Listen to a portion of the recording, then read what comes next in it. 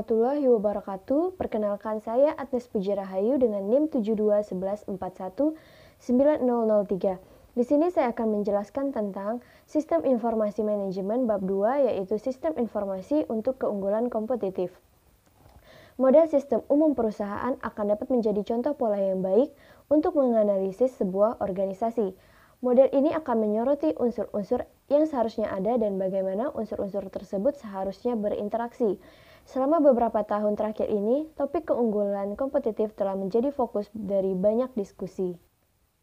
Perusahaan dan lingkungannya. Sistem fisik perusahaan merupakan suatu sistem terbuka di mana ia berhadapan dengan lingkungannya. Model sistem umum perusahaan ada 4. Yang pertama, aliran sumber daya fisik yang meliputi pegawai, bahan baku, mesin, dan uang. Dan yang kedua adalah aliran sumber daya virtual yang meliputi data, informasi, dan informasi mengenai keputusan. Yang ketiga, ada mekanisme pengendalian perusahaan, yaitu yang memungkinkan perusahaan untuk mengendalikan operasinya sendiri. Yang keempat, ada lingkaran umpan balik.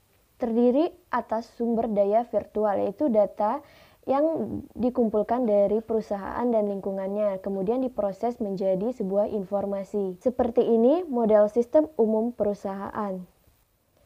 Perusahaan di dalam lingkungannya. Sebuah perusahaan tidak akan dapat berfungsi tanpa sumber daya yang diberikan lingkungannya. Lingkungan dapat bervariasi dari satu perusahaan ke perusahaan lainnya. Ada 8 unsur-unsur lingkungan, yaitu pemasok, pelanggan, komunitas keuangan, pemegang saham, dan pemilik, pesaing, pemerintah, dan global.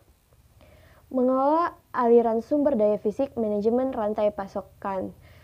Aliran sumber daya melalui rantai pasokan harus dikelola untuk memastikan bahwa aliran tersebut terjadi dengan cara yang tepat waktu dan efisien. Sistem elektronik, yaitu seiring dengan bergeraknya sumber daya melalui rantai pasokan, setiap tindakan akan dicatat dalam terminal komputer. Manajemen rantai pasokan dan sistem perencanaan sumber daya usaha. Penggunaan sistem ERP dari vendor yang sama seperti SIP, Orcade, atau produk lainnya oleh para anggota di dalam rantai pasokan akan membantu memfasilitasi aliran informasi rantai pasokan. Keunggulan kompetitif. Keunggulan kompetitif mengacu pada penggunaan informasi untuk mendapat pengungkitan atau leverage di dalam pasar. Rantai nilai Porter ada 2. Yang pertama, nilai utama, yaitu mengelola aliran sumber daya fisik di sepanjang perusahaan. Dan yang kedua, ada nilai pendukung, yaitu mencakup infrastruktur perusahaan. Memperluas ruang lingkup rantai nilai, yaitu manajemen harus waspada terhadap tambahan keunggulan yang dapat dicapai dengan mengaitkan rantai nilai perusahaan ke rantai nilai organisasi.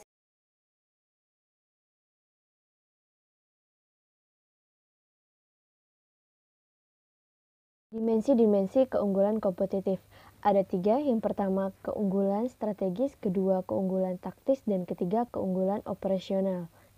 Tantangan dari pesaing-pesaing global. Perusahaan multinasional adalah sebuah perusahaan yang beroperasi lintas produk, pasar, negara, dan budaya.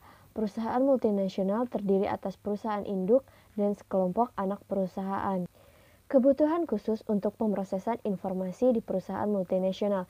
MNC adalah sebuah sistem terbuka yang berusaha untuk meminimalkan ketidakpastian yang terdapat dalam lingkungannya. Kebutuhan khusus untuk koordinasi di perusahaan multinasional. Koordinasi adalah kunci untuk mencapai keunggulan kompetitif di dalam pasar global.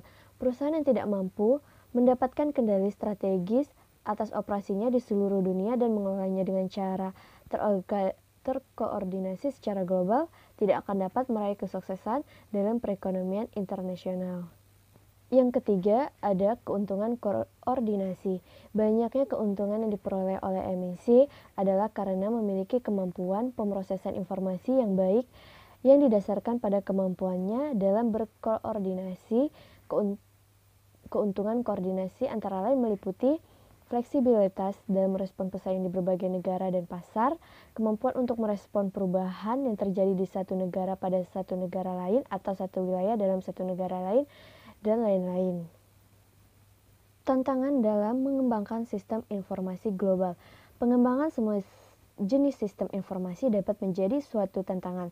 Tetapi ketika sistem yang dibuat mencakup batas internasional, para pengembangnya harus mengatasi beberapa kendala yang unik. Berikut adalah beberapa kendala yang harus diatasi pengembang JIS atau Global Information System. Yang pertama, ada kendala-kendala politis, yaitu pembatasan umum adalah akses yang terbatas ke komunikasi berkecepatan tinggi, karena infrastruktur biasanya dimiliki dan dioperasikan oleh pemerintah dan bukannya perusahaan swasta. Hal ini dapat menjadi suatu rintangan yang cukup berat. Dan yang kedua adalah rintangan budaya dan komunikasi. Jika sebuah perusahaan memutuskan untuk membuat JIS, ia harus bersedia untuk mengadaptasi berbagai kebutuhan populasi global ke dalam sistemnya. Rintangan budaya juga dapat mempengaruhi rancangan suatu JIS. Rintangan budaya seperti pembatasan pembelian dan impor peranti keras, pembatasan pemrosesan data, dan pembatasan komunikasi data. Masalah-masalah teknologi. Perusahaan multinasional seringkali didera dengan masalah yang berhubungan dengan teknologi. Contohnya seperti di beberapa negara, sumber listrik yang dapat diandalkan mungkin tidak tersedia, sehingga mengakibatkan seringnya terjadi gangguan listrik. Yang sirkuit telekomunikasi seringkali hanya dapat mengirimkan data dengan kecepatan yang rendah, dan kualitas transmisinya juga buruk. Peranti lunak juga dapat menjadi masalah karena banyaknya negara tidak memerhatikan hak cipta atas peranti lunak dan menutup mata pada peranti lunak bajakan. Beberapa vendor peranti lunak menolak untuk berbisnis di beberapa negara tertentu. Kurangnya dukungan dari manajemen anak perusahaan. Beberapa merasa yakin bahwa mereka dapat menjalankan anak perusahaannya tanpa harus mendapat bantuan, dan mereka memandang peraturan yang ditetapkan oleh kantor pusat sebagai suatu hal yang tidak perlu. Manajemen pengetahuan. Sumber daya informasi sebagai perusahaan terdiri atas peranti keras komputer, peranti lunak komputer, spesialis informasi, pengguna, fasilitas, database, dan informasi. Dimensi informasi terbagi menjadi 4, yaitu relevansi, akurasi, ketepatan, dan kelengkapan. Sistem manajemen pengetahuan yang berubah-ubah. Sistem informasi warisan memproduksi informasi historis. Kebanyakan data warisan dapat diubah dan dipergunakan oleh teknologi-teknologi baru. Manajemen gambar. Foto-foto digital dari cetakan dapat disimpan sebagai file-file komputer yang dapat dijadikan referensi oleh sistem informasi perusahaan saat ini. Perencanaan strategis untuk sumber daya informasi. Perusahaan-perusahaan pertama yang menggunakan komputer menempatkan tanggung jawab pengelolaan sumber daya informasi di tangan sebuah unit khusus yang terdiri atas para profesional informasi.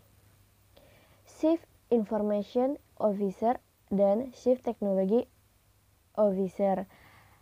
Istilah-istilah ini menggambarkan peranan penting yang seharusnya dimiliki oleh manajer puncak layanan informasi. CEO dan CTO adalah manajer dengan tingkat tertinggi di layanan informasi. Perencanaan strategis bagi perusahaan. Dalam beberapa kasus, rencana dapat dimodifikasi untuk mencerminkan perubahan situasi. Rencana strategis untuk area-area bisnis seperti pada gambar tersebut.